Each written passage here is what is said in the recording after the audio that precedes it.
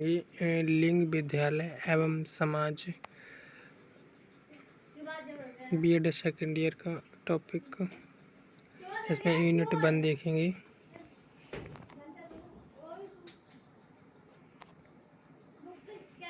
लैंगिक मुद्दे, प्रमुख अवधारणाएं। लिंग से आप क्या समझते हैं? लिंगी विभेद क्या है? लिंगी विभेद के प्रकार एवं कारणों का वर्णन कीजिए। लिंगीय विभेद का अर्थ स्पष्ट कीजिए तथा इसके कारणों का वर्णन कीजिए। 2020 में आया, 2018 में। लिंग पर पक्षपात के क्या कारण है, वर्णन कीजिए। भारतीय समाज में लिंग विभेद के क्या कारण है, इसको दूर करने के उपायों पर चर्चा कीजिए। देखते हैं इसमें हम लिंग का अर्थ, मीनिंग ऑफ जेंडर। मनुष्य 2 रूपों में जन्म लेता है, स्त्री और पुरुष। जिसे प्रारंभिक अवस्था में बालिका तथा बालक कहा जाता है। बालक तथा बालिकाओं की शारीरिक संरचना में विभेद नहीं होता, अपितु दोनों की रुचियों, अभिवृत्तियों तथा क्रियाकलापों में भी विभिन्नता पाई जाती है। लिंग को वैश्वीकरण द्वारा यह कहकर परिभाषित किया गया कि जिससे किसी के स्त्री या पुरुष होने का बोध हो, उसे लिंग कहते हैं। लिंग के निर्धारण में लैंगिक मापदंडों का प्रयोग किया जाता है। जैसे इसमें पुरुष हैं, गुणसूत्र पुरुष के होते हैं XY, और महिला के गुणसूत्र होते हैं XX। और अगर पुरुष का X और महिला का X मिलता है तो बालिका का निर्माण होता है, और पुरुष का X और पुरुष का Y, महिला का X मिलता है तो लड़का का निर्माण होता है। आगे इसमें देखते हैं, ये इम्पोर्टेंट आंसर है, आप इसे स्क्रीनशॉट लेकर पढ़ लेना। आगे देखते हैं इम्पोर्टेंट आंसर। जैविक रूप में लिंग को परिभाषित करते हुए कहा जा सकता है कि जब स्त्री तथा पुरुष के XS गुण मिलते हैं तब बालिका और स्त्री पुरुष के XY गुण मिलते हैं तो बालक का निर्माण होता है। और लिंगीय विभेद, इसमें लिंगीय विभेद के बारे में बताया गया है। लिंगीय विभेद से तात्पर्य है बालक और बालिकाओं के मध्य व्याप्त लैंगिक असमानता। आप इसे स्क्रीनशॉट लेकर पढ़ लेना, इम्पोर्टेंट है। लिंगीय विभेद के कारण, लिंग पर पक्षपात के कारण, यानी चाहे आप लिंगीय विभेद के कारण बोल सकते हैं या लिंग पर पक्षपात के कारण बोल सकते हैं। और लिंगीय विभेद जैसा कि पूर्व में भी उल्लेख किया जा चुका है कि आज ही नहीं, प्राचीन काल से चला आ रहा है। और यह विभेद भारत ही नहीं, विश्व के कई देशों में चला आ रहा है। विभेद कई प्रकार के होते हैं, जिनमें कुछ निम्न प्रकार हैं। विभेद के प्रकार यानी जातिगत विभेद, प्राजातीय विभेद, लिंगीय विभेद, भाषाई विभेद, रंगरूप विभेद, सांस्कृतिक विभेद, आर्थिक विभेद, स्थानगत विभेद। आप इसे स्क्रीनशॉट लेकर पढ़ लेना, इम्पोर्टेंट है। उपयुक्त तो सभी विभेद मानवता के लिए खतरा है।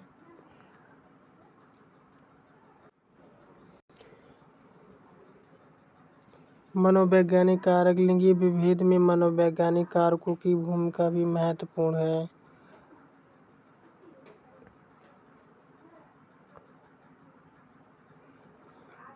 जेंडर एवं इससे संबंधित पार सांस्कृतिक परिप्रेक्ष्य का अर्थ स्पष्ट कीजिए तथा परिभाषित कीजिए। जेंडर एवं इससे संबंधित पार सांस्कृतिक परिप्रेक्ष्य को परिभाषित कीजिए।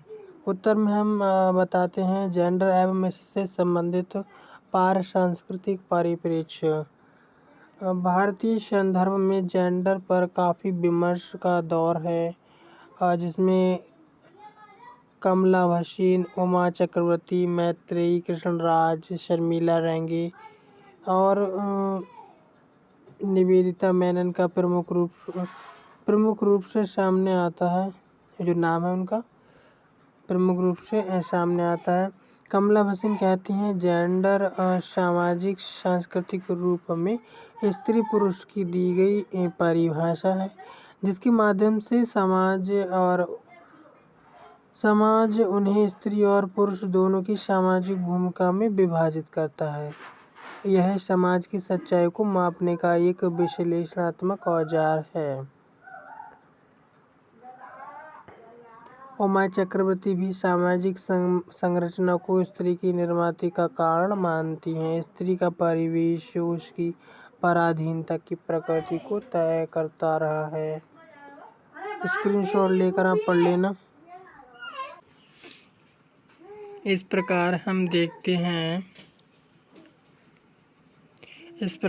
देखते हैं कि भारत में लिंग और जेंडर के अंतर को स्पष्ट करता विचार पहले से मौजूद रहा। जेंडर शब्द की उत्पत्ति व उसके प्रयोग के संदर्भ में अलग अलग मतों को अब तक जाना व समझा गया है। आगे हम देखते हैं इसमें इम्पोर्टेंट पॉइंट।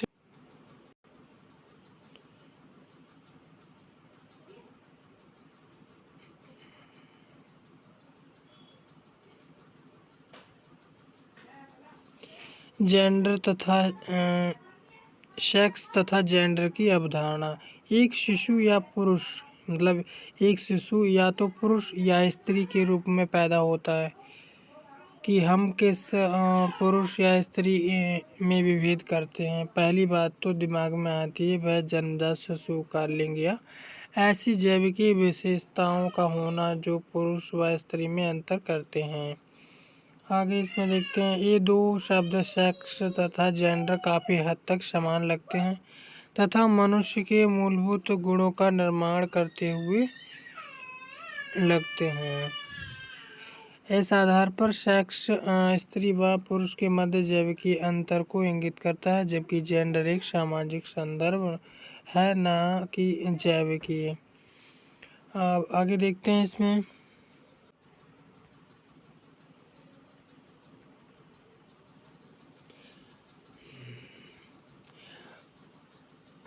गर्डा लर्नर अपनी पुस्तक द क्रिएशन ऑफ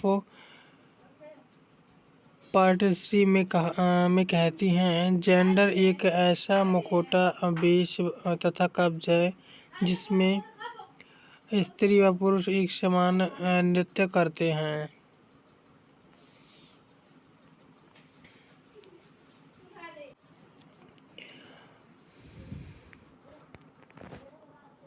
भारत में लिंग विभेदीकरण के दो कारणों पर विमर्श कीजिए।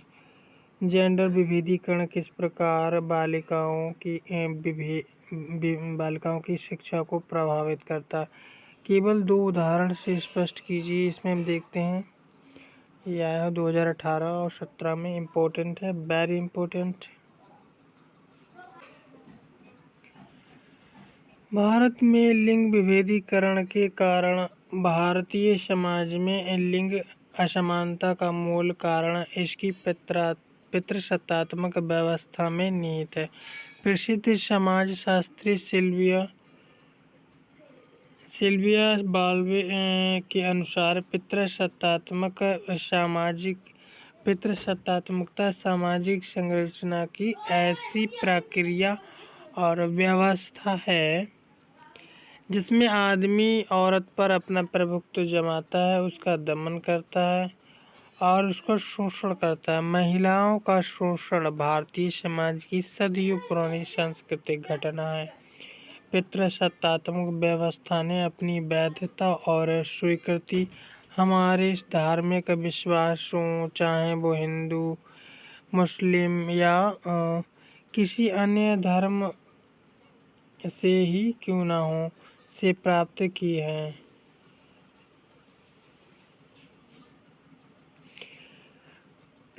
उदाहरण के लिए हम बात करें, प्राचीन भारतीय हिंदू कानून के निर्माता मनु के अनुसार ऐसा माना जाता है कि औरत को अपने बाल्यकाल में पिता के अधीन, शादी के बाद पति के अधीन और अपनी वृद्धावस्था व विधवा होने के बाद अपने पुत्र के अधीन रहना चाहिए। किसी भी परिस्थिति में उसे खुद को स्वतंत्र रहने की अनुमति नहीं है। इम्पोर्टेंट है, आप इसे स्क्रीनशॉट लेकर पूरा पढ़ लेना। आगे हम देखते हैं, बालिका एवं शिक्षा का संबंध। बालिका के लिए शिक्षा आवश्यक। स्त्रियों का परिवार, समाज, राष्ट्र निर्माण में महत्वपूर्ण योगदान है। बालिकाओं पर भी किसी भी देश का भविष्य निर्भर करता है, क्योंकि बालिका आगे चलकर माँ बनती और माँ किसी भी परिवार की केंद्रीय इकाई होती है। यदि माँ को शिक्षा प्राप्त नहीं और वह बचपन से ही कुपोषण व अज्ञानता की शिकार है, तो वह एक अस्वस्थ, शिक्षित परिवार व उन्नत समाज को जन्म देने में विफल रहेगी। अतः बालिका के लिए शिक्षा नितांत आवश्यक है।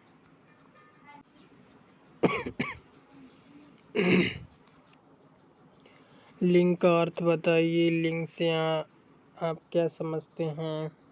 उत्तर में देखते हैं, लिंग को वैभिकरणों द्वारा कहकर परिभाषित किया गया है, जिससे किसी के स्त्री अथवा पुरुष होने का बोध हो, उसे लिंग कहते हैं।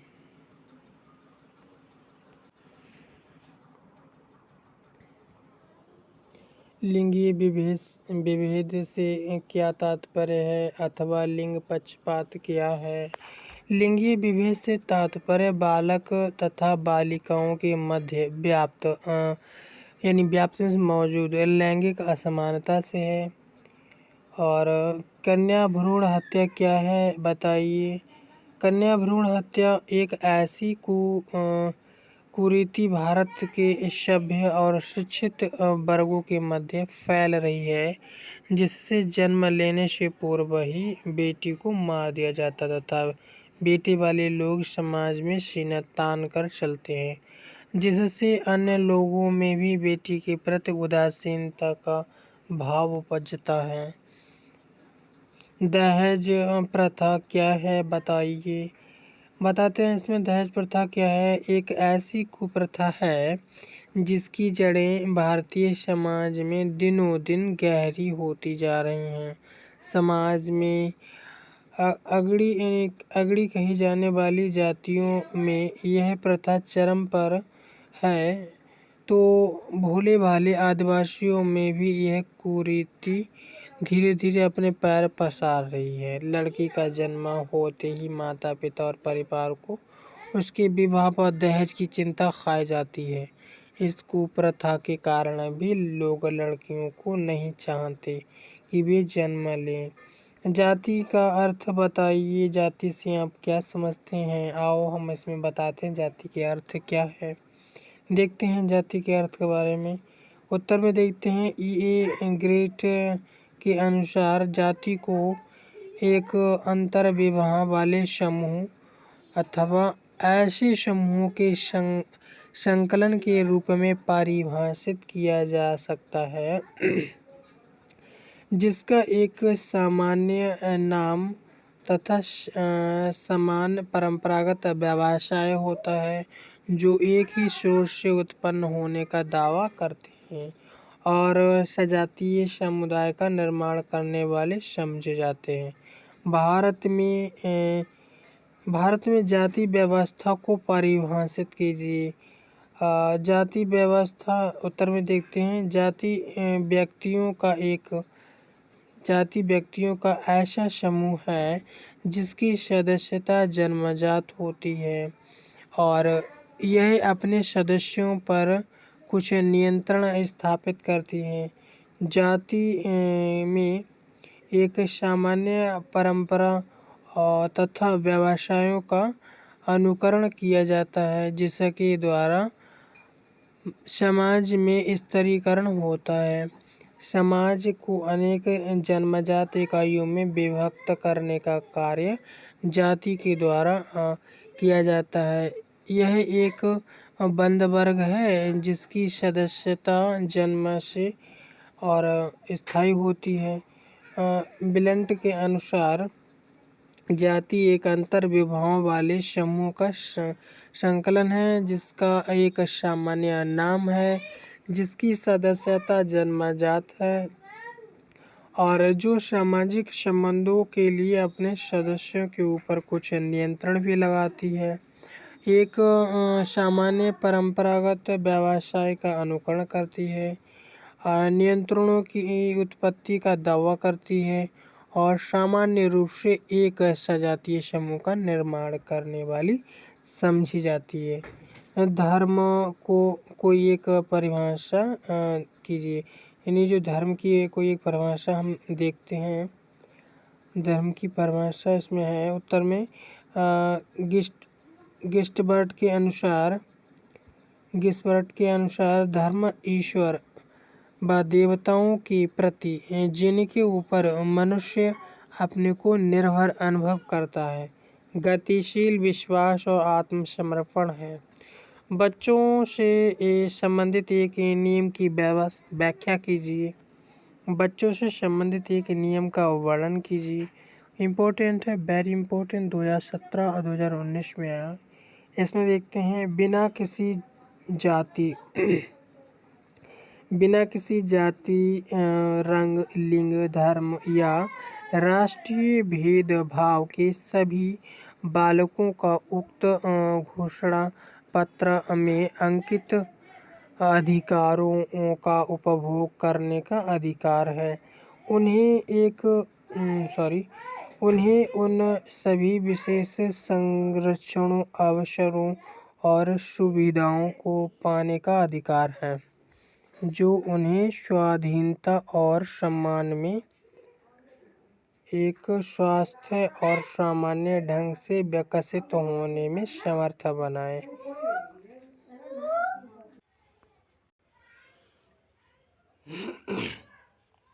वर्ग से आप क्या समझते हैं? उत्तर में हम देखते हैं वर्ग ऐसे सामाजिक समूह होते हैं जो सामाजिक या आर्थिक स्तर पर एक दूसरे से भिन्न होते हैं। एक सामाजिक वर्ग एक समुदाय या समाज का वह भाग होता है जो कि अपने सदस्यों को प्रायः समान सामाजिक स्थिति के कारण अन्य वर्गों से अलग माना जाता है। एक सामाजिक वर्ग का निर्माण और उसकी पहचान कई प्रकार के कारकों से होती है। आय, सामाजिक परिस्थिति, रहन सहन की शैली, व्यवसाय, शिक्षा, उपयोग करने की आदतों, सामाजिक भेंटें व मिलने आना जाना, काम की स्थिति, मकान का प्रकार, सामाजिक मूल्य व आचरण का तौर तरीका। इन सभी कारकों के आधार पर ही यह कहा जाता है कि अमुक व्यक्ति और उसका परिवार अमुक सामाजिक वर्ग का है।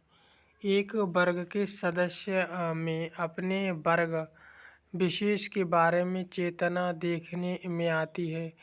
एक व्यक्ति अपने प्रयासों से अपने वर्गों को बदल सकता है और ऊंचा या नीचा वर्ग प्राप्त कर सकता है। आपसी मेलजोल, विवाह संबंध, सामाजिक आचरण, बच्चों की शिक्षा, पहनावा, खान पान तथा अन्य सामाजिक संबंधों को बनाते समय प्रायः लोगों को यह सोचकर कार्य करता है कि वे जिस वर्ग के सदस्य हैं उसमें जैसा होता है वैसा ही करने का यथासंभव प्रयास किया जाए।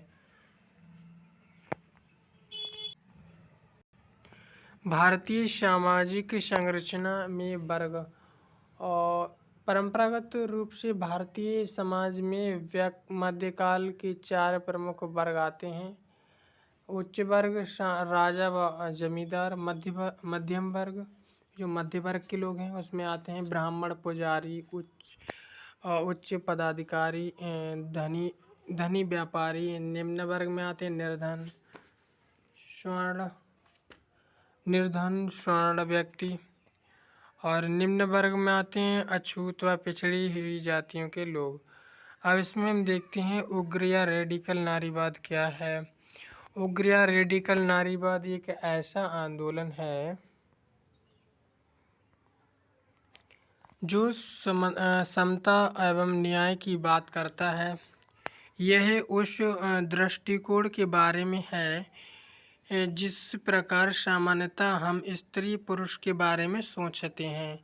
यह उस तरीके को बदलने के बारे में है जिस प्रकार हम स्त्री व पुरुष को एक दूसरे से संबंधित करते हैं।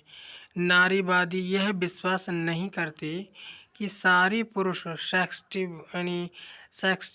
सेक्सिस्ट हैं या स्त्रियां प्राकृतिक रूप से पालन पोषण करने वाली होती हैं।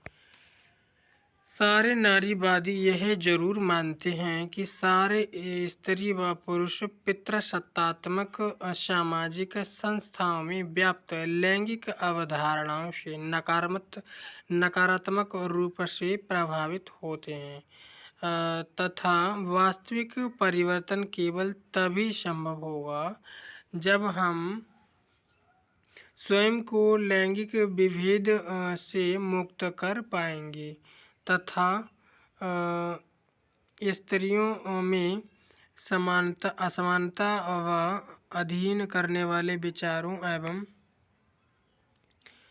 क्रियाकलापों को उजागर कर पाएंगे एवं दूर कर पाएंगे। नारीवादी वह है जो स्त्रियों का सशक्तिकरण करना चाहता है तथा जिसके लिए सशक्तिकरण के इन रास्तों में पितृसत्ता सबसे बड़ी बाधा है। सभी नारीवादी पितृसत्ता के खिलाफ एकजुट दिखाई देते हैं। नारीवाद को गहराई से समझने के लिए आवश्यक है कि पितृसत्ता क्या है, इसे समझा जाए। अब हम आगे इसमें देखते हैं पितृसत्ता के केवल एक पहलू की विवेचना कीजिए। निजी संपत्ति, उसमें उत्तर में हम देखते हैं निजी संपत्ति की अवधारणा तथा स्त्री की प्रजनन क्षमता पर नियंत्रण।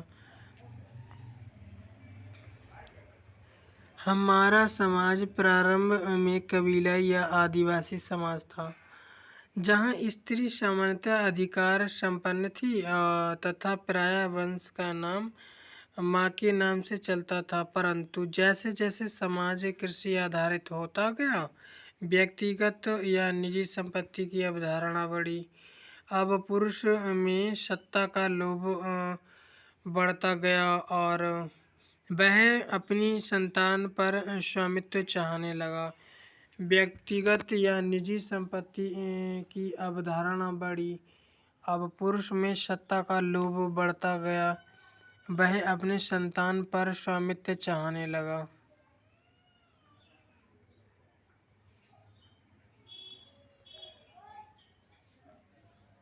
उसकी संपत्ति का अधिकारी उसकी संतान ही हो। इस व्यवस्था में पुरुष यह चाहने लगा कि उसकी संपत्ति उसकी मृत्यु के बाद उसकी ही संतान को फिर पीढ़ी दर पीढ़ी हस्तांतरित होती रहे। इसके लिए यह आवश्यक था कि स्त्री की प्रजनन क्षमता पर अधिकार पुरुष का हो। जब पुरुष को जमीन का स्वामित्व मिला तो उसने स्त्री को अपने अधीन करना चाहा, जिससे वह अपने वंश वृद्धि कर सके। और पुरुष स्वयं एक उत्पादक शक्ति था, अतः उसने अपने बच्चों तथा संतति पर समान रूप से स्वामित्व का दावा किया। उसने यह स्थापित किया कि पुरुष उत्पन्न करता है और औरत पोषण करती है। संपत्ति के रखवाले के रूप में वंशज की जरूरत पड़ती है, अतः मातृत्व को एक पवित्र कार्य माना गया। इस प्रकार स्त्रियों की यौनिकता पर नियंत्रण की आवश्यकता पड़ी। इसीलिए औरतों पर विवाह पूर्व तथा विवाहोपरांत के नियम लागू किए गए ताकि जिसे संपत्ति सौंपी जानी है वे वैध संतान हों। निजी संपत्ति की अवधारणा ने इस प्रकार स्त्री के सामाजिक स्तर को हीनतम स्थिति में पहुंचा दिया। इस प्रकार पितृसत्तात्मक व्यवस्था में जिन पहलुओं पर पुरुषों का नियंत्रण रहता है उनमें सबसे महत्वपूर्ण उनकी प्रजनन क्षमता होती है। भाषाओं में जेंडर लिखिए। भाषा और लिंग के मध्य कई संभावित संबंध और तनावों में अनुसंधान विविध हैं। यह अनुशासनात्मक सीमाओं को पार करता है और न्यूनतम रूपों में व्यवहारिक रूप से लागू भाषा विज्ञान, भाषाई मानव विज्ञान, नारीवादी मनोविज्ञान, लिंग अध्ययन आदि के लिए प्रयोग किया जा सकता है। आगे देखते हैं हम इसमें। कक्षा में जेंडर असमानता से आप क्या समझते हैं? लिंग असमानता को सामान्य शब्दों में इस तरह परिभाषित किया जा सकता है कि लैंगिक आधार पर महिलाओं के साथ भेदभाव। समाज में परंपरागत रूप से महिलाओं को कमजोर माना जाता है। वह पुरुषों की एक अधीनस्थ स्थिति में होती हैं। वे घर और समाज दोनों में शोषित, अपमानित, अपक्रमित और भेदभाव से पीड़ित होती हैं। महिलाओं के खिलाफ भेदभाव का यह अजीब प्रकार दुनिया में हर जगह प्रचलित है और भारतीय समाज में तो बहुत अधिक। सेक्स तथा जेंडर में अंतर कीजिए। इसमें हम देखते हैं ये दो शब्द सेक्स तथा जेंडर काफ़ी हद तक समान लगते हैं तथा मनुष्य के मूलभूत गुणों का वर्णन करते हुए लगते हैं तथा अधिकांशतः शब्दों यानी दोनों शब्दों को एक दूसरे के स्थान पर प्रयुक्त भी कर लिया जाता है। कई लोग इसे समानार्थी भी समझते हैं। एक शिशु के जन्म लेते ही उसे या तो स्त्री या पुरुष कहा जाता है तथा यह शिशु के सेक्स को इंगित करता है। इस आधार पर सेक्स स्त्री या पुरुष के मध्य जैविकीय अंतर को इंगित करता है, जबकि जेंडर एक सामाजिक संदर्भ है, न कि जैविकीय।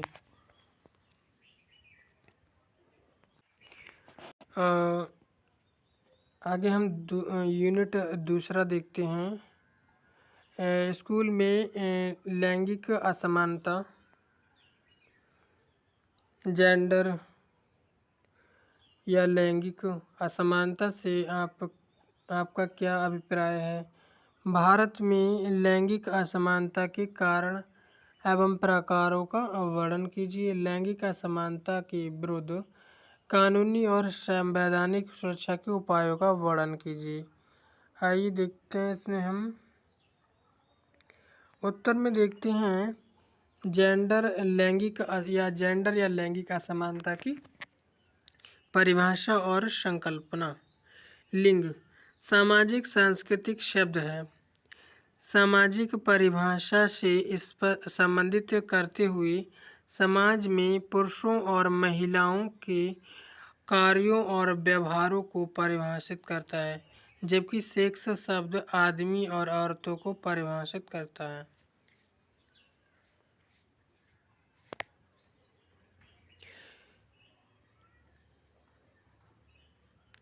जो कि एक जैविकीय और शारीरिक घटना है।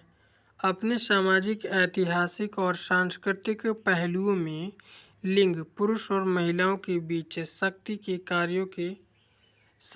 कार्य के संबंध है, जबकि पुरुष को महिला से श्रेष्ठ माना जाता है। इस तरह लिंग को मानव निर्मित सिद्धांत समझना चाहिए, जबकि सेक्स मानव की प्रकृति या जैविक विशेषता है। लिंग असमानता को सामान्य शब्दों में इस तरह परिभाषित किया जा सकता है कि लैंगिक आधार पर महिलाओं के साथ भेदभाव। समाज में परंपरागत रूप से महिलाओं को कमजोर जाति वर्ग के रूप में माना जाता है। वह पुरुषों की एक अधीनस्थ स्थिति होती है, वे घर और समाज दोनों में शोषित, अपमानित, अपक्रमित और भेदभाव से पीड़ित होती हैं। महिलाओं के खिलाफ भेदभाव का यह अजीब प्रकार दुनिया में हर जगह प्रचलित और भारतीय समाज में तो बहुत अधिक है। आगे इसमें देखते हैं भारत में लैंगिक असमानता के कारण और प्रकार। भारतीय समाज में लिंग असमानता का मूल कारण इसकी पितृसत्तात्मक व्यवस्था में है। प्रसिद्ध समाजशास्त्री सिल्विया बाल्वे के अनुसार पितृसत्तात्मक सामाजिक संरचना की ऐसी प्रक्रिया और व्यवस्था है जिसमें आदमी औरत पर अपना प्रभुत्व जमाता है, उसका दमन करता और उसका शोषण करता। महिलाओं का शोषण भारतीय समाज की सदियों पुरानी सांस्कृतिक घटना है। पितृसत्तात्मक व्यवस्था ने अपनी वैधता और स्वीकृति हमारे धार्मिक विश्वासों, चाहे वह हिंदू धर्म और मुस्लिम या किसी अन्य धर्म से ही क्यों ना हो, से प्राप्त की है। आप इसे स्क्रीनशॉट लेकर पढ़ लेना। हम आगे देखते हैं इसमें इम्पोर्टेंट क्वेश्चन आंसर। भारत में लैंगिक असमानता वैश्विक सूचकांक। लैंगिक असमानता भारत की विभिन्न वैश्विक सूचकांकों में खराब रैंकिंग को प्रदर्शित करती है। ये दोनों वैश्विक सूचकांक लिंग असमानता के क्षेत्र में भारत की खेदजनक स्थिति को प्रदर्शित करते हैं। बस केवल राजनीतिक सशक्तिकरण के क्षेत्र में भारत का कार्य सराहनीय है, लेकिन अन्य सूचकांकों में इसकी स्थिति बहुत खेदजनक यानी दुखदायी है और इस स्थिति में सुधार करने के लिए बहुत प्रयास करने की ज़रूरत है। लैंगिक असमानता, सांख्यिकी, कन्या भ्रूण हत्या। लिंग असमानता विभिन्न तरीकों से प्रकट होती है। भारत में जो सूचकांक सबसे अधिक चिंता का विषय है लिंग कन्या बाल हत्या है। ऐसे बहुत से हैं। आगे देखते हैं पाठ्यक्रम विकास में जेंडर असमानताओं की विवेचना कीजिए। इसमें देखते हैं पाठ्यक्रम विकास में जेंडर आमतौर पर यही माना जाता है कि हमारा काम है पाठ्य पुस्तकों को अच्छे से कवर करना, लेकिन कोई भी पाठ्य पुस्तक अपने आप में पूरी शिक्षा के बराबर नहीं होती। वास्तव में वह उसका हिस्सा ही होती है और तय किए गए लक्ष्यों को हासिल करने के लिए मात्र एक सामग्री है, यानी वह साध्य नहीं बल्कि एक साधन है। यहाँ तक बहुत सारे देशों में तो पुरुष पाठ्य पुस्तक ही नहीं होती और हमारे गुरुकुलों में भी नहीं होती थी, क्योंकि गुरु ही तय करते थे कि कौन क्या सीखेगा, कितना और कैसे सीखेगा। वास्तव में तो पढ़ाने की सही दिशा मिलती है पाठ्यचर्या से। यह बताता है पाठ्यचर्या यह बताता है कि हमारे यहाँ चल रही शिक्षा के महत्वपूर्ण उद्देश्य क्या हैं, किस तरह के बच्चों व समाज की कल्पना की गई है, विषयों का क्या महत्व समझा गया है और चाही गई शिक्षा का व्यवहारिक रूप देने के लिए क्या सुझाया गया है। इस तरह आप इसमें स्क्रीनशॉट लेकर ये पढ़ लेना, इम्पोर्टेंट है। आगे हम इसमें देखते हैं तो फिर पढ़ाएंगे कैसे, प्लानिंग कैसे करेंगे, क्या पढ़ाना है, किस क्रम में और कितना। जी हाँ, सही बताया आपने। पाठ्यचर्या या पाठ्यक्रम को ध्यान में रखते हुए पाठ्य योजना पढ़ाने की योजना बनाएंगे। इस योजना में उपयुक्त जगह पर पाठ्य पुस्तकों का उपयोग भी करेंगे। पाठ्यक्रम विकास में जेंडर समानता। भारत में बहुत अधिक विविधता है। उसे वंश, वर्ग, लिंग, भाषा, जाति, धर्म, संप्रदाय, समुदाय, सामाजिक समूह, आर्थिक स्थिति, योग्यता के स्तर, स्वास्थ्य, पेशे, भौगोलिक क्षेत्र, जलवायु, राजनीतिक झुकाव के स्तरों के मध्य से प्रकट किया जाता है। आगे हम इसमें देखते हैं, आप इसे स्क्रीनशॉट लेकर पढ़ लेना, इम्पोर्टेंट है।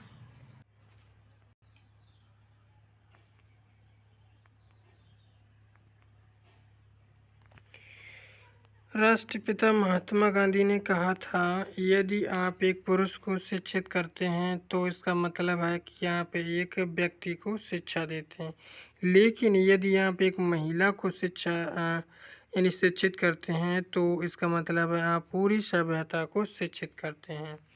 इम्पोर्टेंट है, वेरी इम्पोर्टेंट।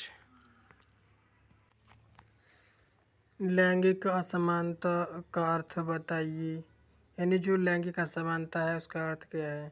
देखते हैं, इसमें हम लिंग असमानता को सामान्य शब्दों में इस तरह परिभाषित किया जा सकता है कि लैंगिक आधार पर महिलाओं के साथ भेदभाव।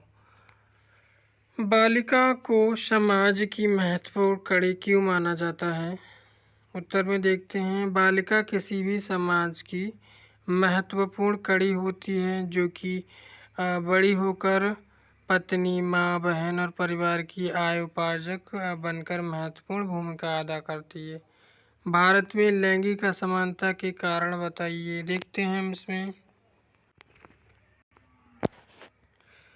भारतीय समाज में लिंग असमानता का मूल कारण इसकी पितृसत्तात्मक व्यवस्था में निहित है। प्रसिद्ध समाजशास्त्री सिल्विया बॉल्बे के अनुसार पितृसत्तात्मक सामाजिक संरचना की ऐसी प्रक्रिया और व्यवस्था है जिसमें आदमी औरत पर अपना प्रभुत्व जमाता है, उसका दमन और उसका शोषण करता है। इसमें आगे देखते हैं, कक्षा शिक्षण की रचनात्मक सिद्धांत क्या हैं बताइए। उत्तर में हम देखते हैं, रचनात्मक शिक्षण की एक ऐसी रणनीति है, यानी जो रचनात्मकता शिक्षण जो है, ये रचनात्मक शिक्षण की ऐसी एक रणनीति है जिसमें विद्यार्थी के पूर्व ज्ञान, आस्थाओं और कौशल का इस्तेमाल किया जाता है। रचनात्मक रणनीति के माध्यम से विद्यार्थी अपने पूर्व ज्ञान और सूचना के आधार पर नई किस्म की समझ विकसित करता है। शिक्षण प्रक्रिया में शिक्षक की भूमिका बताइए। परिवर्तन के एक कारक के रूप में अध्यापक के एक कार्य की विवेचना कीजिए। शिक्षण प्रक्रिया में शिक्षक की भूमिका को निम्न प्रकार स्पष्ट किया जा सकता है।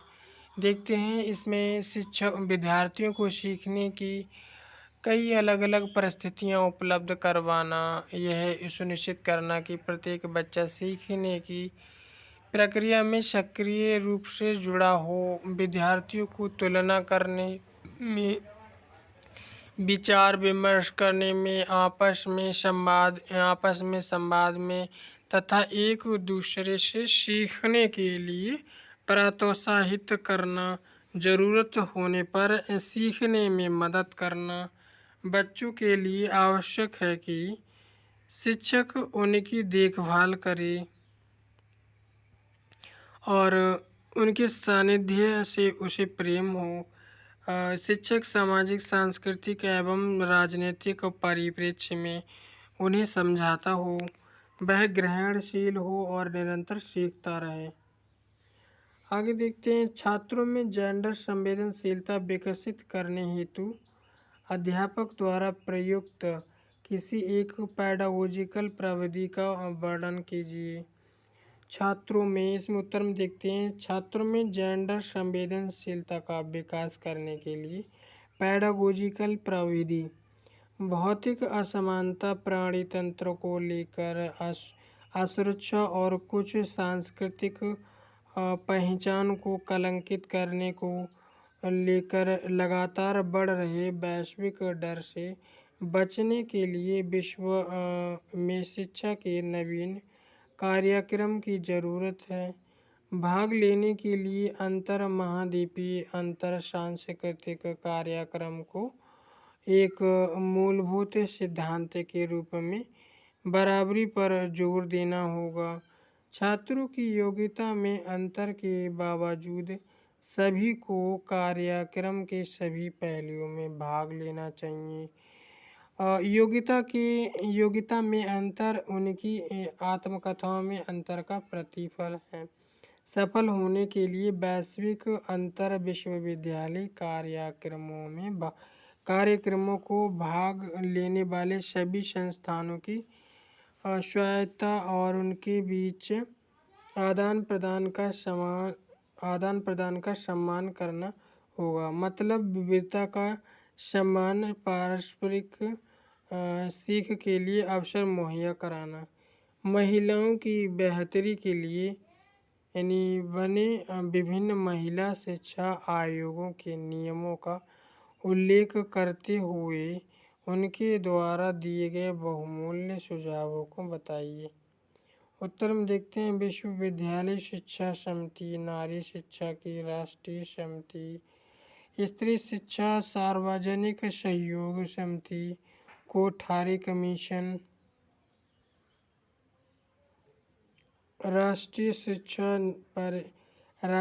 शिक्षा नीति परीक्षण समिति, केंद्रीय सलाहकार समिति, इन सभी आयोगों व समितियों ने महिलाओं की शिक्षा की गुणवत्ता का सुधार हेतु सुझाव के साथ साथ स्त्रियों को शिक्षा की ओर आकर्षित करने के सुझाव भी दिए। इसमें आगे देखते हैं शिक्षा के विस्तार के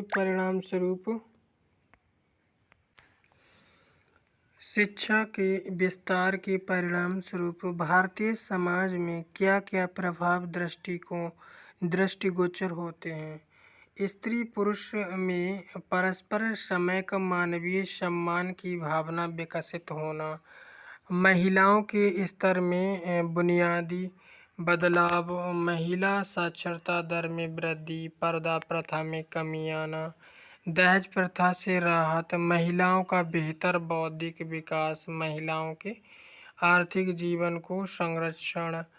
आगे इसमें देखते हैं स्कूलों में जेंडर का छुपा हुआ पाठ्यक्रम क्या है। इसके लिए प्रश्न नंबर 6 का अध्ययन करें। यानी जो प्रश्न नंबर 6 है लघुत्तरीय प्रश्न जी वाला, ये इसमें आएगा। यानी जो छात्रों में जेंडर संवेदनशीलता का विकास, ये और प्रश्न नंबर 9 एक है।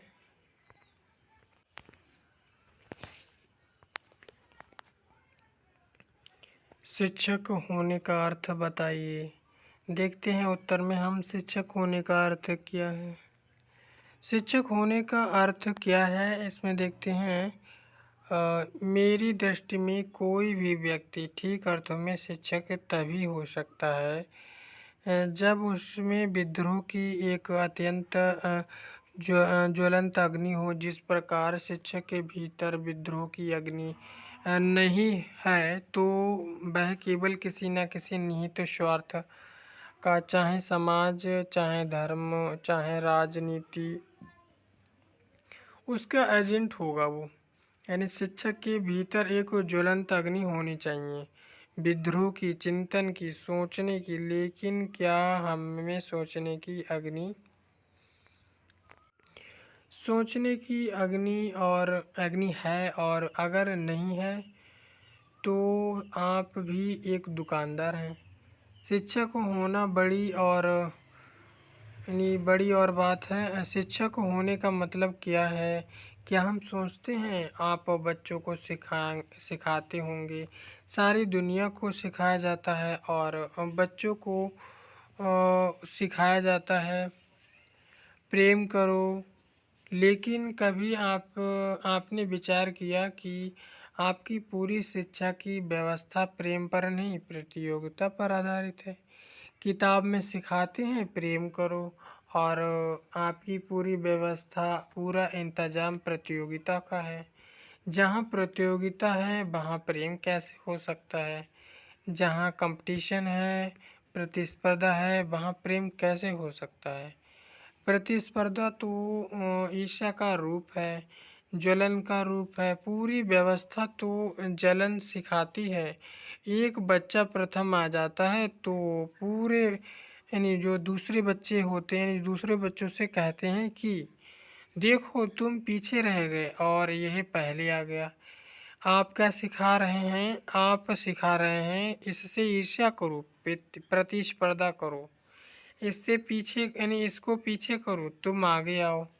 आप क्या सिखा रहे हैं? आप अहंकार सिखा रहे हैं कि जो आगे है वह खड़ा है, यानी जो जो आगे है वह बड़ा है, सॉरी, जो आगे है मतलब आगे है वो बड़ा है, जो पीछे है वह छोटा है। लेकिन किताबों में आप कह रहे हैं कि विनीत बनो, किताबों में आप समझा रहे हैं प्रेम करो, और आपकी पूरी व्यवस्था सिखा रही है कि घृणा करो, ईर्ष्या करो, आगे निकलो, दूसरों को पीछे हटाओ, और आपकी पूरी व्यवस्था उनको पुरस्कृत कर रही है जो आगे आ रहे हैं। उनको गोल्ड मेडल दे रही है, उनको सर्टिफिकेट दे रही है, उनके गले में मालाएं पहना रही है, उनकी फ़ोटो छाप रही है, और जो पीछे खड़े हैं उनको अपमानित कर रही है। जब आप पीछे खड़े आदमी को अपमानित करते हैं तो क्या आप उसके अहंकार को छोटा नहीं यानी चोट नहीं पहुंचाते हैं कि वह आगे हो जाए? और जब आगे खड़े आदमी को आप सम्मानित करते हैं तो क्या आप उसके अहंकार को प्रबल नहीं करते? क्या आप उसके अहंकार को नहीं फुसलाते और यानी बड़ा करते हैं? और जब ये बच्चे इस भांति अहंकार में, ईर्ष्या में, प्रतिस्पर्धा में पाले जाते हैं तो कैसे प्रेम कर सकते हैं? परिवर्तन एजेंट के रूप में शिक्षक की संक्षिप्त विवेचना कीजिए। इसमें देखते हैं परिवर्तन में जो परिवर्तन की एक अभिकर्ता या एजेंट के रमप में शिक्षक की भूमिका को स्पष्ट कीजिए। देखते हैं इसमें उत्तर, परिवर्तन एजेंट के रूप में शिक्षक इम्पोर्टेंट है, वेरी इम्पोर्टेंट, 2019 और 2021 में आया है।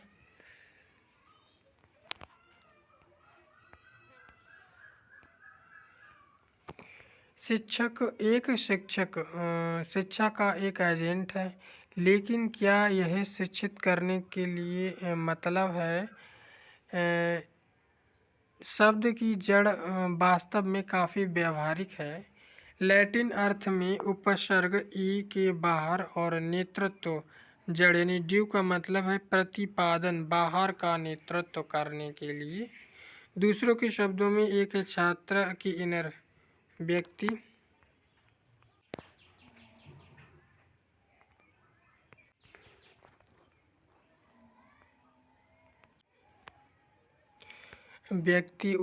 उसके भीतर की क्षमता एक सच्चे आत्म बनने और एक पूरे व्यक्ति के रूप में दुनिया से जीने के लिए सीखने की प्रक्रिया में सहायता, बाहर का नेतृत्व करने के लिए एक शिक्षक की नौकरी।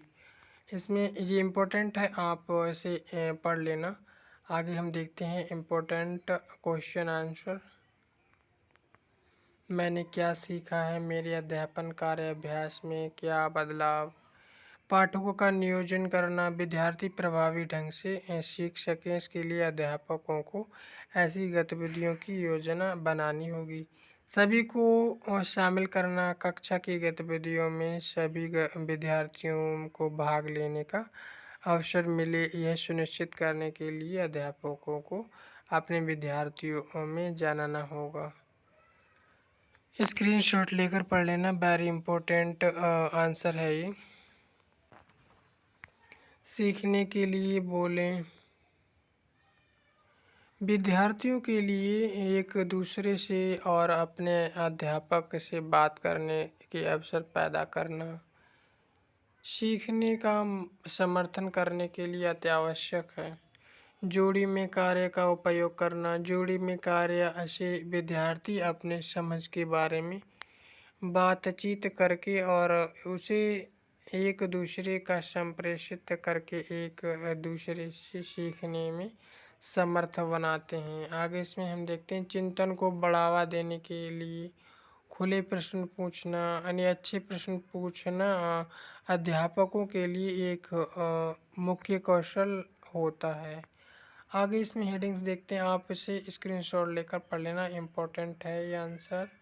निगरानी करना और फीडबैक देना, यह मुख्य संसाधन आपको प्रेक्षण करने के लिए और चिंतन करने हेतु प्रश्नों के बारे में हस्तक्षेप करने से पहले विद्यार्थियों की बातचीत को और उससे वे जो समझ विकसित कर रहे हैं उसको ध्यान से सुनने के लिए प्रोत्साहित करना। समूह कार्य का उपयोग करना, विद्यार्थी को समूह में कार्य करने हेतु संगठित करना और उन्हें एक दूसरे के विचारों में वर्धन करने तथा अपनी समझ विकसित करने के लिए अवसर देना। प्रगति और प्रदर्शन का आकलन करना, विद्यार्थियों की प्रगति का आकलन करने से अध्यापकों को वह प्रमाण मिलता है जिसकी उन्हें अपने प्रत्येक विद्यार्थी के लिए अगली सीखने ज्ञानार्जन की गतिविधि की योजना बनाने के लिए आवश्यकता होती है। स्थानीय संसाधनों का उपयोग करना, संसाधन सीखने की क्रिया को विद्यार्थियों के लिए सुपरिचित तथा अर्थपूर्ण बनाकर गतिविधियों में प्राथमिकता उत्पन्न कर सकते हैं। कहानी सुनाना, गाने, भूमिका पालन, नाटक, इस मुख्य संसाधन में इस बात के उदाहरण दिए गए हैं कि कैसे अध्यापक संपूर्ण पाठ्यक्रम के विभिन्न क्षेत्रों में कहानी सुनाते, गीत, भूमिका, अभिनय तथा नाटकों का उपयोग करके विद्यार्थियों को विचार विकसित करने एवं एक दूसरे से ज्ञान साझा करने में सक्रिय रूप से संलग्न कर सकते हैं। आगे हम इसमें देखते हैं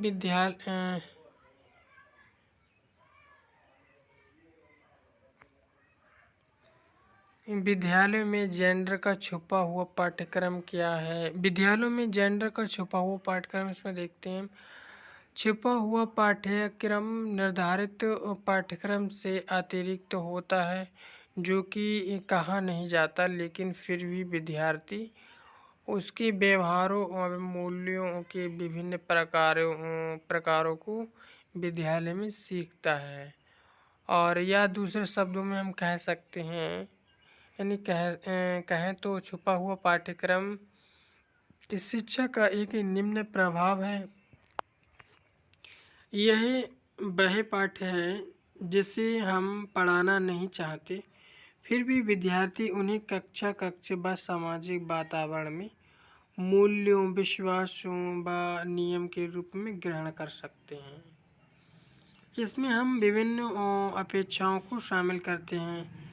यथा लोगों से हमें व्यवहार करना है, बड़े व सक्षम लोगों से किस प्रकार अंतःक्रिया करनी है आदि। जेंडर छुपे हुए पाठ्यक्रम का महत्वपूर्ण तत्व है।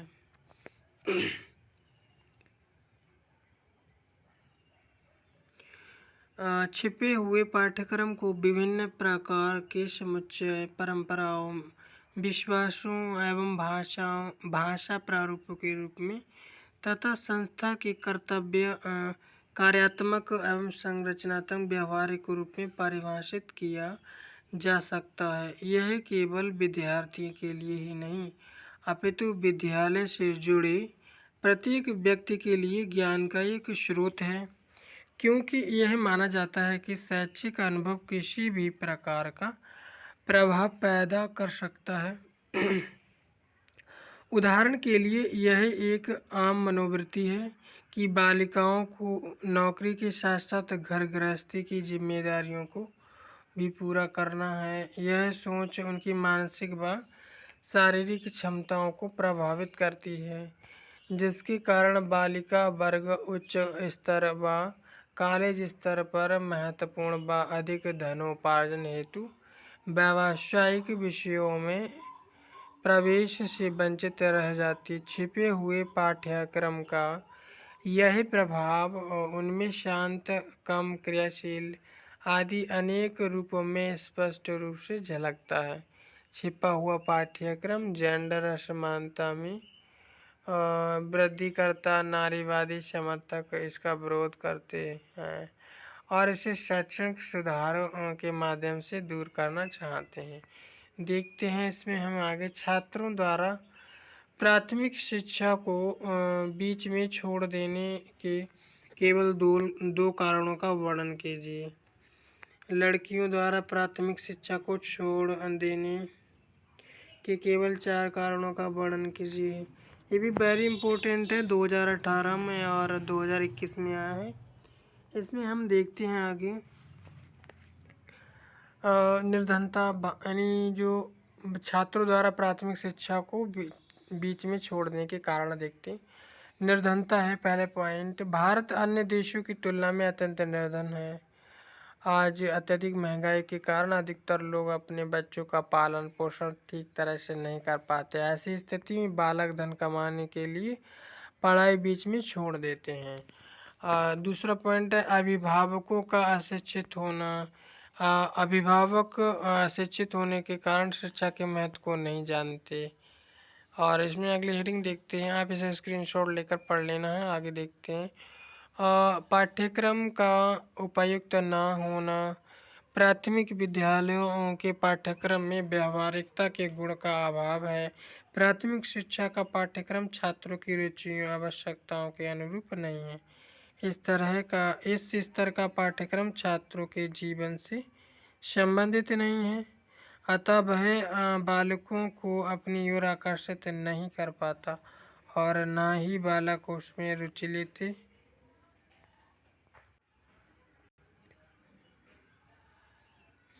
फलस्वरूप अधिकांश बालक पाठ्यक्रम से ऊब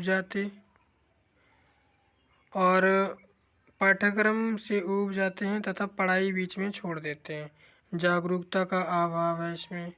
आगे देखते हैं शिक्षा किस प्रकार जेंडर असमानता से मुक्त कर सकती है।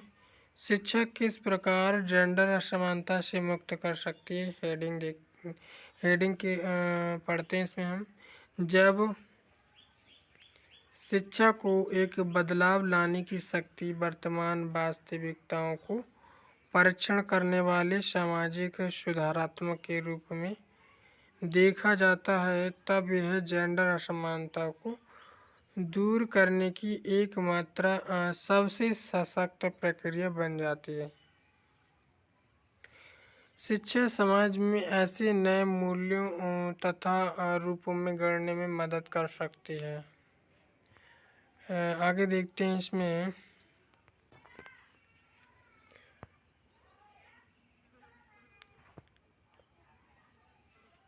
लड़की व लड़कियों को समान शिक्षा की आवश्यकता होती है। जी बात सही है, दोनों को समान शिक्षा प्रदान की जाने की आवश्यकता है।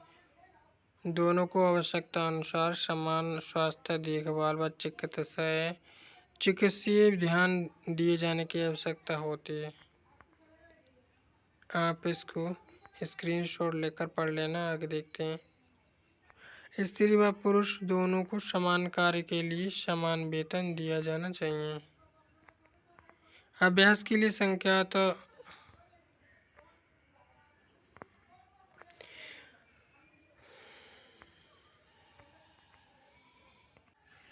अपनी त्वरित प्रक्रिया लिखें। उत्तरों को जानबूझकर रचना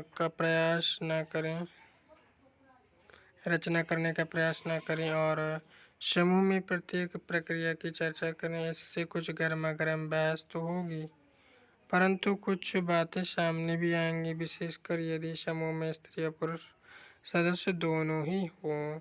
आगे हम देखते हैं इसमें, ये भी इम्पोर्टेंट है, इससे देखते हैं जेंडर स्टीरियोटाइप क्या है। 2017 और 2019 में आया है।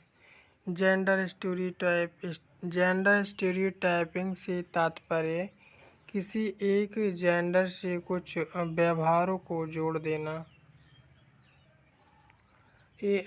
तथा ऐसा माना जाता है कि कुछ विशेषताएं तथा गुण पुरुषों के लिए उपयुक्त हैं तथा कुछ स्त्रियों के लिए। जेंडर स्टीरियोटाइप की घटना तब होती है जब किसी एक जेंडर से निश्चित विशेषताएं, विचार तथा भूमिकाएं जोड़ी जाती हैं। जेंडर स्टीरियोटाइप एक तरफा होते हैं तथा इस औरत की प्रतिदिन की छवि को बढ़ा चढ़ाकर पेश करने वाले होते हैं। यह समाज में हर जगह देखे जा सकते हैं तथा इनको विभिन्न सामाजिक संस्थाओं जैसे परिवार, स्कूल तथा मीडिया द्वारा निरंतर सुदृढ़ किया जाता रहता है। जेंडर स्टीरियोटाइप की परिभाषाएं। जेंडर स्टीरियोटाइप एक लेवल है जिसमें वर्गीकरण करना तथा मूल्यांकन सम्मिलित होता है। हालांकि यह कुछ स्थितियों तथा स्थान स्पष्ट करता है, परंतु इसे सामाजिक समूह के रूप में प्रस्तुत किया जाता है। इसमें हम देखते हैं समाजशास्त्रियों के अनुसार लिंग स्टीरियोटाइप एक ऐसी प्रक्रिया है जिसके अंतर्गत समाज को उनकी सेक्स भूमिकाओं में ढाला जाता है तथा जिसके कारण वयस्क तथा बच्चे अपने व्यक्तित्व विकास के विभिन्न पहलुओं से वंचित कर दिए जाते हैं। सामान्य जेंडर स्टीरियोटाइप प्रत्येक लिंग को परिभाषित करने के लिए बहुत सारे लिंग स्टीरियोटाइप महिलाओं से जुड़े सामान्य गुण तथा स्टीरियोटाइप अलग अलग भूमिकाएं आज्ञाकारिता, भावुक, स्वच्छ, कलात्मक, शांत, अनाड़ी, गृहिणी, बच्चों को पालने वाले, पोषण करने वाले, तार्किक, अयथार्थवादी।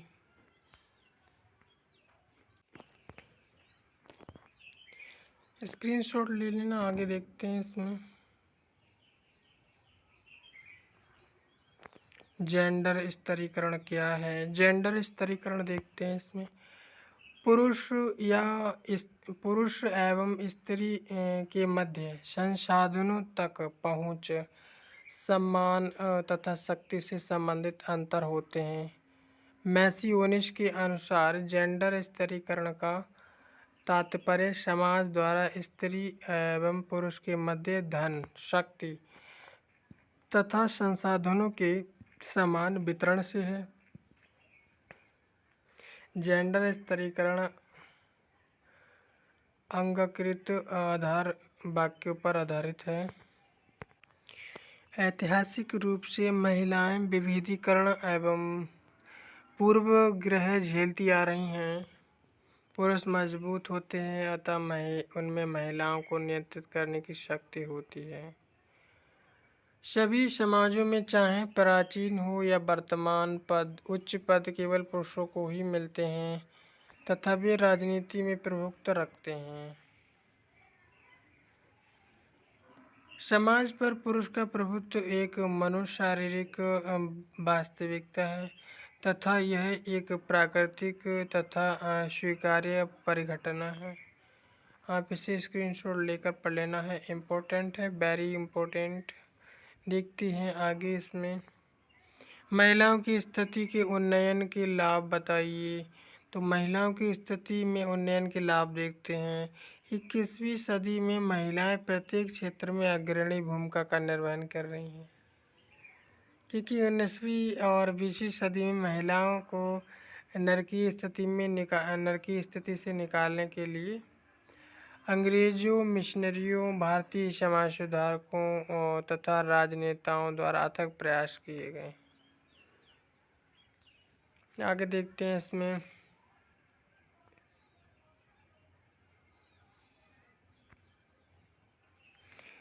अंग्रेजी मेमो और पढ़ी लिखी स्त्रियों को देखकर भारतीय जनमानस में परिवर्तन आया और आज़ादी की लड़ाई में लक्ष्मी सहगल, श्रीमती इंदिरा गांधी, कस्तूरबा गांधी इत्यादि महिलाओं ने सक्रिय भूमिका निर्वहन कर महिलाओं की सामाजिक, राजनीतिक इत्यादि स्थिति को सुदृढ़ किया, जिसके दूरगामी परिणाम अब 21वीं सदी में दिख रहे हैं। महिलाओं की स्थिति आदि स्थिति में उन्नयन के लाभ: लैंगिक भेदभाव की समाप्ति, स्त्रियों के ज्ञान व क्षमताओं का सदुपयोग, सभ्य राष्ट्रों की स्थापना, सामाजिक कुरीतियों जैसे दहेज प्रथा, बाल विवाह, कन्या भ्रूण हत्या इत्यादि की समाप्ति, अंतर्राष्ट्रीय एवं राष्ट्रीय शांति तथा सहयोग की स्थापना, में सहयोग। आगे देखते हैं जेंडर इक्वलिटी अथवा लिंग समानता से आप क्या समझते हैं? लिंग समता क्रियाकलापों, अभिवृत्तियों तथा अवधारणाओं का ऐसा समूह है जो व्यक्तियों को अवसर उपलब्ध कराता है और अपेक्षाओं को जन्म देता है। जेंडर समता की सामान्य परिभाषा के अनुसार लिंग कभी भी नस्लीय, जातीयता, भाषाई अक्षमता, आय व अन्य प्रकार की विविधताओं से अलग नहीं होता तथा यही सब हमें मनुष्य के रूप में परिभाषित करती है। लिंग समानता का सुधार का ढांचा प्रदान करने की तरफ इंगित करती है, जिसमें स्त्री और पुरुष दोनों ही समान रूप से सहभागिता करते हैं, चाहे वह किसी भी विषय से संबंधित हो। वे भविष्य की शिक्षा, नौकरी, करियर तथा नागरिक सहभागिता हेतु तैयार होते हैं। वे अपने लिए तथा दूसरों के लिए ऊंची अपेक्षा रखते हैं तथा उसे पूरा भी करते हैं। वे एक सम्मानित उत्पादक व्यक्तियों, मित्रों, परिवार के सदस्यों तथा कार्यकर्ताओं एवं नागरिकों के रूप में विकसित होते हैं। इसमें लिंग समता पुरुषों व स्त्रियों के प्रति न्यायपूर्ण व निष्पक्ष होने की प्रक्रिया है। निष्पक्षता बनाए रखने के लिए कुछ कदम भी उठाने पड़ते हैं, जिससे उन ऐतिहासिक व सामाजिक दोषों को दूर किया जा सके और जो स्त्री पुरुष के लिए समान अवसर देने में बाधक सिद्ध होते रहे। समता लिंग समानता को प्राप्त करने का माध्यम है। महिला शिक्षा के लिए आधुनिक प्रयास। नामांकन में वृद्धि। महिलाओं के नामांकन में वृद्धि करने के उद्देश्य से विभिन्न प्रकार की योजनाएं सरकार द्वारा लागू की गई, परंतु उनकी पूर्ण जानकारी जनता को न होने के कारण वह इसे गति देने में असफल हुई। राष्ट्रीय समिति का गठन। शिक्षा मंत्रालय भारत सरकार द्वारा महिलाओं की शिक्षा हेतु गठित राष्ट्रीय समिति ने सन 1974 में अपनी 13वीं बैठक के अनुसार निम्नलिखित मुख्य सिफारिशें की। लड़कियों के नामांकन में वृद्धि हेतु विशेष सुविधाएं उपलब्ध कराई जाएं। महिला शिक्षकों के लिए शहरों और नगरों में स्टाफ क्वार्टर्स बनाए जाने चाहिए तथा उन्हें पूरी सुरक्षा प्रदान किए जाने की व्यवस्था की जानी चाहिए। राष्ट्रीय महिला आयोग। सन 1990 में राष्ट्रीय महिला आयोग अधिनियम पारित किया गया। इसमें एक अध्यक्ष, एक सचिव एवं 5 पूर्वकालिक सदस्य थे। यह आयोग 31 जनवरी 1992 में इससे प्रभावित हुआ। इस आयोग को निम्न कार्य सौंपे गए। महिलाओं को कानूनी सुरक्षा प्रदान की गई, उन्हें कारगर ढंग से लागू करने का उपाय सुझाना, महिलाओं को प्रभावित करने वाले कानूनों में कमी, अपर्याप्त त्रुटि पर संशोधन के सुझाव देना,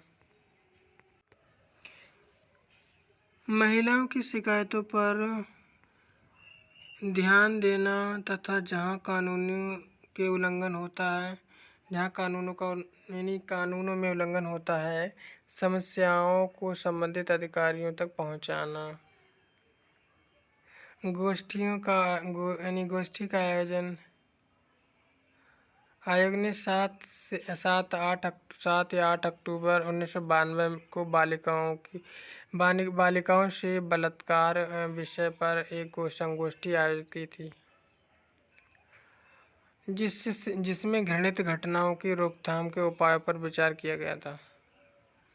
लिंगीय पूर्वाग्रह की समाप्ति के उपाय बताइए। लिंगीय पूर्वाग्रह की समाप्ति। लिंगीय पूर्वाग्रह यानी लैंगिकता को नियंत्रण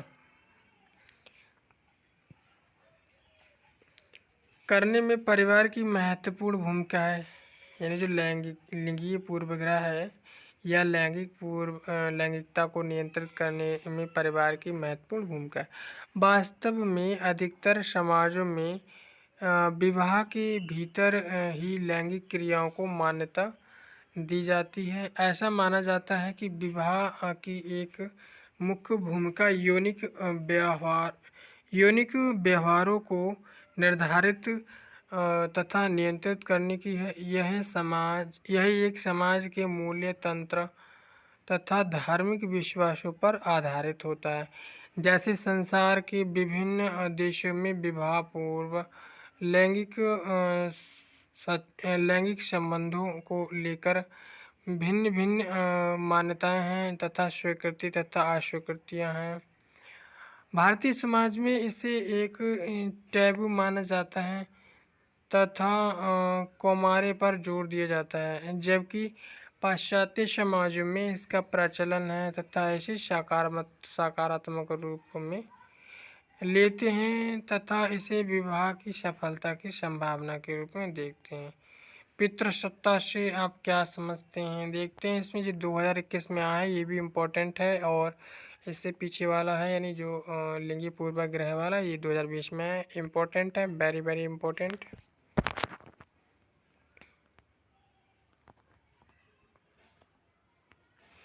देखते हैं इसमें पितृसत्ता से आप क्या समझते हैं। दुनिया भर की महिला आंदोलन के फलस्वरूप नारीवादी विमर्श का जन्म हुआ। इसका महत्वपूर्ण पहलू रहा है कि ऐसे उपकरण एवं सिद्धांतों की खोज की जाए जो स्त्रियों की आधुनिकीकरण तथा जेंडर विभेदीकरण को सुनिश्चित करते हैं। इसीलिए नारीवादी विमर्श में स्त्रियों को अधीन करने वाली इस जटिल संरचना को पहचाना गया तथा उसे एक नाम पितृसत्ता दिया गया।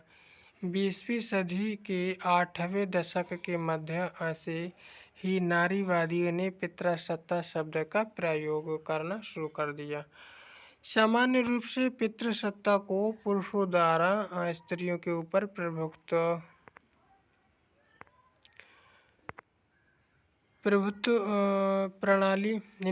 की प्रणाली के रूप में समझा जा सकता है। पितृसत्ता के जरिए संस्थाओं के खास समूह को पहचाना जाता है।